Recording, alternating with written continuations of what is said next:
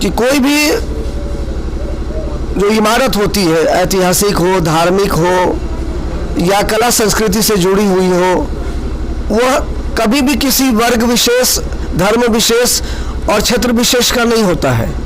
वो पूरे समाज का और पूरे उस जिले का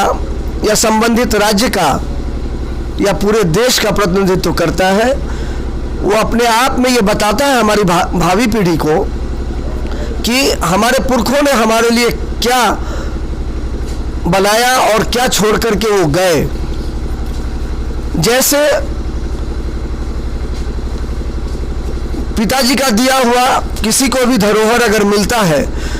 तो यही कहा जाता है कि तुम अपने जीवन में कुछ करो ना करो, लेकिन अगर माता पिता का दिया हुआ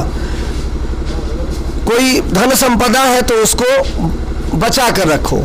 उसी तरह से हम सभी की जवाबदेही है कि हमारे समाज में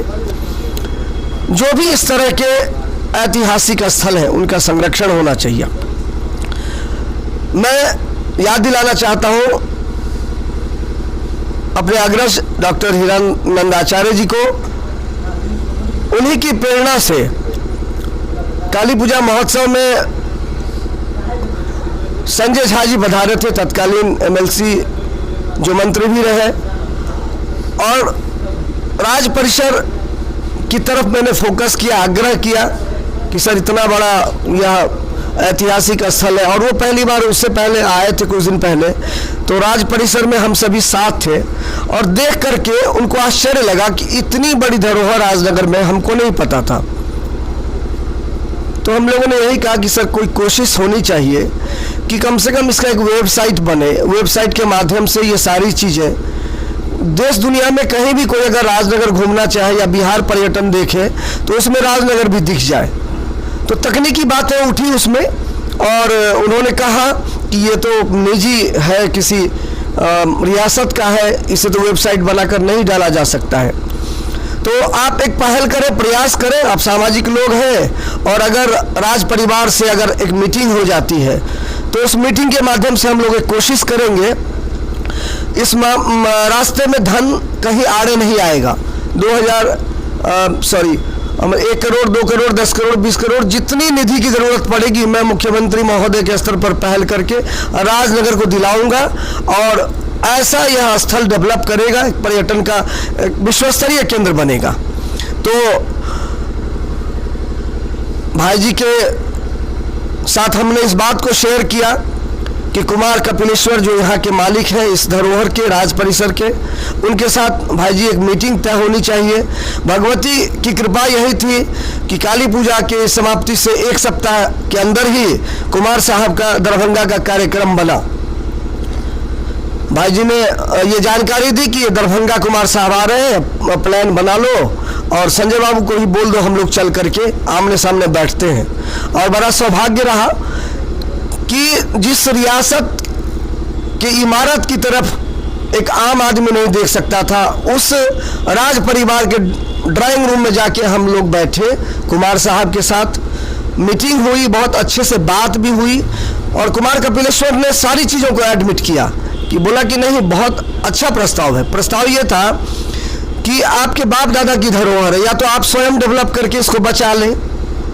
नहीं तो आप सरकार को सौंप दें, सरकार इसका संरक्षण करेगी और इसका उन्नयन करेगी, विकास करेगी, अंदर में अच्छी अच्छी चीज़ों को डेवलप करेगी जिससे पर्यटक आ सके।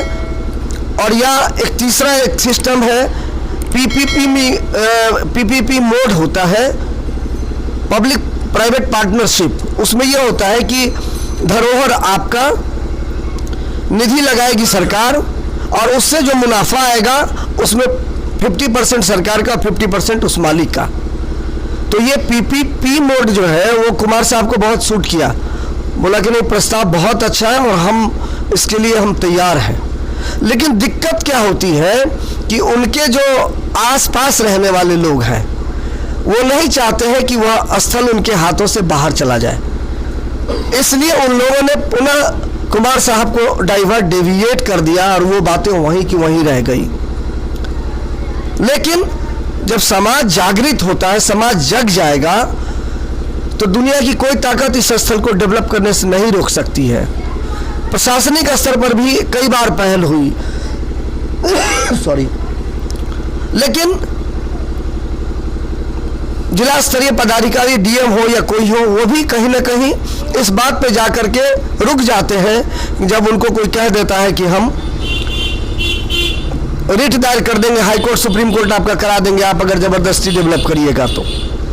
तो मैं आज के आर न्यूज़ के इस स्थापना दिवस समारोह के माध्यम से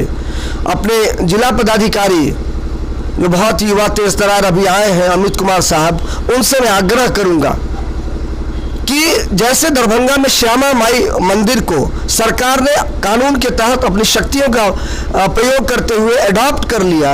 राज परिवार की बिना सहमति के, तो कम से कम जितने मंदिर हैं राजनगर के आप पहल करें और अपनी शक्तियों का प्रयोग करते हुए उचित तरीके से इन मंदिरों का अधिग्रहण करें, चाहे इसके लिए आपको जो भी करना पड़े, और समाज हम सभी उनके साथ होंगे और ये आवाज़ उन तक जानी चाहिए।